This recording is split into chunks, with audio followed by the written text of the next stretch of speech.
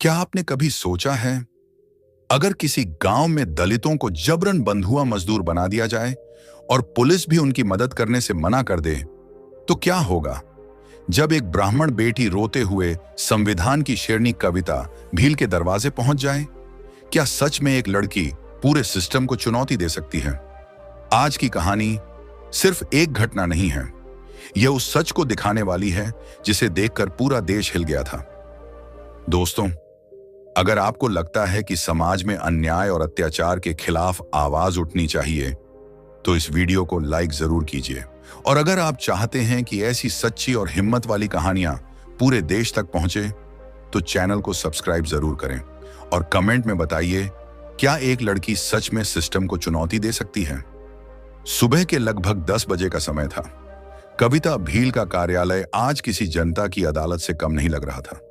हजारों लोग, किसी के हाथ में फटे हुए कागज, किसी के हाथ में जमीन के दस्तावेज, किसी के हाथ में शिकायत पत्र, किसी की आंखों में आंसू, किसी के चेहरे पर उम्मीद। कार्यालय के बाहर सैकड़ों गाड़ियां खड़ी थीं। लोग कहते थे, जब कविता भील निकलती है तो उसके साथ 200 गाड़ियों का काफिला चलता है। लेकिन सबसे बड़ी बात, कविता भील कोई नेता नहीं थी। फिर भी पास के 3 थानों की पुलिस वहां खड़ी थी, क्योंकि उन्हें पता था यह लड़की संविधान और कानून की ऐसी किताब है जिसे हल्के में लेना खतरनाक है। कार्यालय के बीच में एक कुर्सी पर बैठी थी, नीली साड़ी में एक साधारण सी लड़की। न कोई गहना, न कोई माला, न कोई दिखावा, बस खुले बाल और आंखों में आग। वह थी कविता भील। बहुजन समाज उसे कहते थे संविधान की शेरनी। तभी एक बुजुर्ग महिला रोते हुए सामने आई। दीदी, मेरी जमीन दबंगों ने कब्जा कर ली। कविता भील ने शांत आवाज में पूछा। कौन सा थाना पड़ता है? महिला बोली। सरोजपुर थाना। कविता ने तुरंत कहा। राजपुर थाना का दरोगा कौन है? भीड़ में खड़ा एक पुलिस वाला धीरे धीरे आगे आया। दीदी, मैं ही हूं। कविता भील ने उसकी आंखों में देखते हुए कहा। मां की शिकायत क्यों नहीं लिखी? दरोगा घबरा गया। दीदी, मैं अभी लिखवाता हूं। कविता अचानक खड़ी हो गई और कड़क आवाज में बोली, सुनो दरोगा जी, आपको वर्दी किसी दबंग की सेवा करने के लिए नहीं मिली है, संविधान की रक्षा करने के लिए मिली है। पूरा कार्यालय सन्नाटे में डूब गया। कविता भील ने उंगली उठाकर कहा, आज के बाद आपके थाने में कोई भी गरीब या दलित न्याय से वंचित नहीं रहेगा। दरोगा बोला, जी दीदी, बिल्कुल दीदी। उसकी सिट्टी पिट्टी गुम हो चुकी थी। भीड़ तालियों से गूंज उठी। तभी अचानक बाहर ब्रेक की तेज आवाज आई। एक गाड़ी आकर रुकी, दरवाजा खुला और एक लड़की रोते हुए अंदर भागी। वो चिल्ला रही थी, कविता दीदी, कविता दीदी। पूरा कार्यालय उसकी तरफ देखने लगा। लड़की अंदर आई और जमीन पर बैठकर फूट फूट कर रोने लगी। कविता भील ने सिक्योरिटी को इशारा किया, उसे यहाँ लाओ। लड़की को पास बैठाया गया। कविता ने पानी दिया और धीरे से पूछा, बेटी क्या हुआ? लड़की रोती हुए बोली, दीदी, मैं ब्राह्मण परिवार से हूँ। पूरा कमरा एक पल के लिए चौंक गया। लेकिन कविता भील ने तुरंत कहा, यहाँ जाति नहीं पूछी जाती, यहाँ इंसान की समस्या सुनी जाती है। लड़की रोते हुए बोली, दीदी, हमारे गांव में दलित बस्ती को बंधुआ मजदूर बना दिया गया है। पूरा कार्यालय स्तब्ध रह गया। लड़की बोली, मैंने विरोध किया तो मुझे भी धमकी देने लगे। ये सुनते ही कविता भील की आंखों में आग भड़क उठी। उसने पूछा, कौन सा थाना पड़ता है? लड़की कड़वी हंसी हंसकर बोली, दीदी, कौन सा थाना? थानेदार भी उन्हीं के कहने से उठते बैठते हैं। ये सुनते ही कविता भील ने टेबल पर हाथ मारा। नंबर लगा उस थाने का। सिक्योरिटी ने तुरंत फोन लगाया। फोन कविता को दिया गया। उधर से आवाज आई, हेलो, थाना सरोजपुर। कविता भील बोली, दरोगा जी, मैं कविता भील बोल रही हूँ। उधर कुछ सेकंड सन्नाटा रहा। फिर डरती हुई आवाज आई, जी दीदी। कविता की आवाज और कड़क हो गई। आपके इलाके में दलितों को बंधुआ मजदूर बनाया जा रहा है और आपको खबर तक नहीं? दरोगा हकलाने लगा। दीदी, मैं देखता हूँ। कविता बोली, सुनो दरोगा जी, अगर 1 घंटे में FIR नहीं लिखी तो मैं खुद वहां पहुंच रही हूँ। फिर जितनी पुलिस लगानी है लगा लेना। फोन की उस तरफ से सिर्फ आवाज आ रही थी, जी दीदी, जी दीदी। पूरा कार्यालय तालियों से गूंज उठा। तभी वो ब्राह्मण बेटी खड़ी हुई और रोते हुए बोली, दीदी, मैं खुद को ऊंचा नहीं मानती, मेरी नजर में सब बराबर है। हम सब इंसान हैं।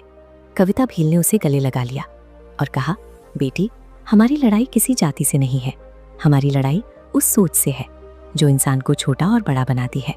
पूरा कार्यालय तालियों की गड़गड़ाहट से भर गया, लेकिन किसी को नहीं पता था कि इस पूरे दृश्य का वीडियो एक मोबाइल में रिकॉर्ड हो चुका है और अगले कुछ घंटों में ये वीडियो पूरे देश को हिला देने वाला था। भीड़ में खड़े एक युवक ने पूरा वीडियो रिकॉर्ड किया था। उसने वीडियो अपलोड किया, टाइटल लिखा, कविता भील के कार्यालय पहुंची ब्राह्मण बेटी, सुनिए क्या बोली। कुछ ही घंटों में वीडियो सोशल मीडिया पर आग की तरह फैल गया। लाखों लोग वीडियो देखने लगे, कमेंट आने लगे, यही है असली बराबरी, यही है बाबा साहब का सपना। कविता भील सच में संविधान की शेरनी है। लेकिन जैसे जैसे वीडियो वायरल हुआ, वैसे वैसे कुछ लोगों की नींद उड़ने लगी। कुछ संगठनों ने आरोप लगाया, कविता भील समाज को बांट रही है। कहीं कहीं धरने शुरू हो गए। कुछ जगहों पर कविता भील के पोस्टर जलाए जाने लगे। एक मंच से एक मनुवादी नेता चिल्लाया, कविता भील दलित है, अगर वो हमारे समाज को चोट पहुंचाए मिटा देंगे। बस ये बयान आग की तरह फैल गया और फिर जो हुआ उसने पूरे देश को हिला दिया। अगले ही दिन हजारों बहुजन सड़कों पर उतर आए। नारे गूंजने लगे, कविता दीदी का अपमान नहीं सहेंगे, धमकी देने वालों को जेल भेजो, जय भीम। कविता भील के कार्यालय के बाहर भीड़ बढ़ती जा रही थी। लोग दूर दूर से आने लगे। तभी अचानक पुलिस की कई गाड़ियां कार्यालय के सामने आकर रुकी। पुलिस अंदर आई, सबकी नजरें उनकी तरफ चली गईं। एक दरोगा आगे आया और बोला, कविता जी, आप पर हजारों शिकायतें आई हैं, आपने ब्राह्मण समाज का अपमान किया है, हमें आपको गिरफ्तार करना पड़ेगा। पूरा कार्यालय सन्नाटे में डूब गया। भीड़ गुस्से से भर गई। हमारे अपमान की कोई कीमत नहीं, नारे गूंजने लगे, कविता दीदी हमारी जान है, गिरफ्तारी नहीं होने देंगे। तभी भीड़ को चीरते हुए वही ब्राह्मण बेटी आगे आई। उसकी आंखों में अब डर नहीं, आग थी। वो पुलिस के सामने खड़ी हो गई और जोर से बोली, दरोगा जी, आप किस अपमान की बात कर रहे हैं? वहां दलितों को बंधुआ मजदूर बनाया जा रहा है और आप हमारी दीदी को गिरफ्तार करेंगे? पूरा माहौल हड़कंप में बदल गया। पत्रकार भी पहुंच चुके थे, कैमरे चल रहे थे, भीड़ नारे लगा रही थी। उसी समय वो बेटी कैमरे के सामने खड़ी हुई और बोली, सुनो देशमालो, आज से मैं खुद को ब्राह्मण नहीं कहती। पूरा माहौल सन्नाटे में बदल गया। लड़की की आंखों से आंसू बह रहे थे। वो बोली, मैं उस सोच को नहीं मानती जो किसी इंसान को ऊंचा और किसी को नीचा बनाती है। मेरी नज़र में सब इंसान बराबर हैं और कविता दीदी भी मेरी दीदी हैं। इतना कहते कहते वो रो पड़ी। फिर उसने हाथ जोड़कर कहा, मैंने बाबा साहब को पढ़ा है, आज मैं उन्हें नमन करती हूँ। और अचानक भीड़ से आवाज़ गूंजी, जय भीम। फिर दूसरी आवाज़ आई, जय भीम। कुछ ही सेकंड में पूरा मैदान गूंज उठा, जय भीम, जय भीम, जय भीम। ये वीडियो भी कुछ ही मिनटों में सोशल मीडिया पर वायरल हो गया। अब हालात और गर्म हो गए। कुछ लोग कहने लगे, कविता भील समाज को जोड़ रही है, और कुछ लोग कहने लगे, कविता भील खतरनाक बनती जा रही है। सरकार के अंदर भी हलचल शुरू हो गई। आपात बैठक बुला ली गई। एक नेता बोला, अगर अभी कविता भील को नहीं रोका तो ये आंदोलन बन जाएगी। दूसरा बोला, पूरे देश में लोग उसके साथ खड़े हो रहे हैं। इसी बीच एक और खबर आई, वही दलित बस्ती जहां बंधुआ मजदूरी कराई जा रही थी, वहां से एक वीडियो आया। एक बूढ़ा आदमी रोते हुए कह रहा था, हमें बचा लो, हमें पेट भर खाना भी नहीं मिलता, हमसे जबरन काम कराया जाता है, पुलिस भी हमारी नहीं सुनती, कविता दीदी हमें बचा लो। ये वीडियो भी वायरल हो गया। अब पूरे देश में एक ही सवाल था, क्या कविता भील वहां जाएगी? पत्रकारों ने कविता भील को घेर लिया। एक पत्रकार बोला, कविता जी, आप समाज को बांट रही हैं। कविता भील ने शांत होकर पूछा, आप जाति में विश्वास रखते हैं? पत्रकार बोला, जी। कविता भील ने उंगली उठाकर कहा, तो फिर जातिवादी आप हैं। पत्रकार चुप हो गया। कविता भील ने कैमरे की तरफ देखते हुए कहा, अगर 1 घंटे में उस बस्ती में मुकदमा दर्ज नहीं हुआ तो मैं खुद वहां जा रही हूँ। फिर जितनी पुलिस लगानी है लगा लेना। पूरा देश ये बयान सुन रहा था। टीवी चैनलों पर हेडलाइन चलने लगी, कविता भील का पुलिस को अल्टीमेटम।